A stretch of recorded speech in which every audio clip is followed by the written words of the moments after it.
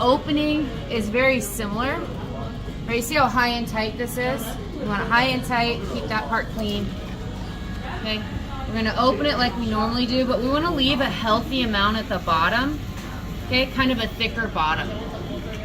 So if I were to measure this guy, it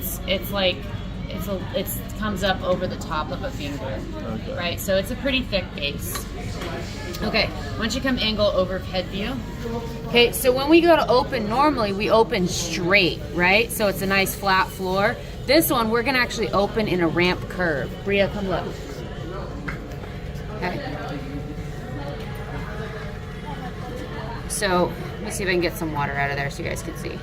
So, I'm gonna just roll my thumb up and to the side. It's better to do when it's wet. I'm throwing kind of dry. Okay, and so it should already resemble a bowl shape in there. Okay?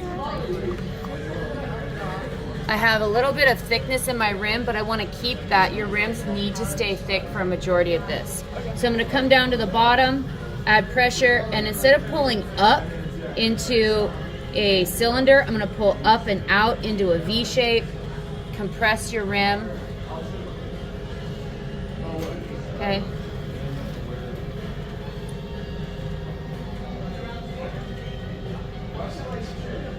And will you get a side angle shot of what this looks like? Okay, and it has a really thick rim. The rim is significantly thicker than the walls. Okay, I'm gonna do one more nice pull. Just kind of even this up and out. And you see where I leave that thickness in the rim. Okay. And before I move on to any shaping, I'm gonna do myself a favor and make trimming a lot easier. I'm gonna remove some of the excess off the bottom.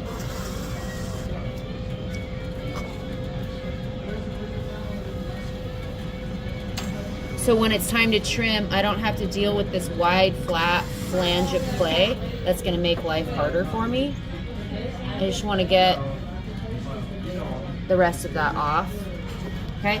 So going forward, now I don't want you to worry at all about the outside of your bowl. It's all about the inside, because the outside can be changed based on the trim. So you're gonna get your bowl rib, make sure it's hydrated. Start by adding some pressure on the rim. Do a little bit at a time and slowly go down. You wanna make sure you complete that curve. Okay, this is a really deep bowl. Okay, so I'm gonna remove the slip. I'm gonna compress my rim. Make sure the inside's nice and well managed. And I have a little hump right here, so I'm gonna address that first with this rib. Okay, and I'm losing structural stability on the outside, so I'm adding a little bit of outside pressure to bring it up and a little bit more vertical so I can do my last curve.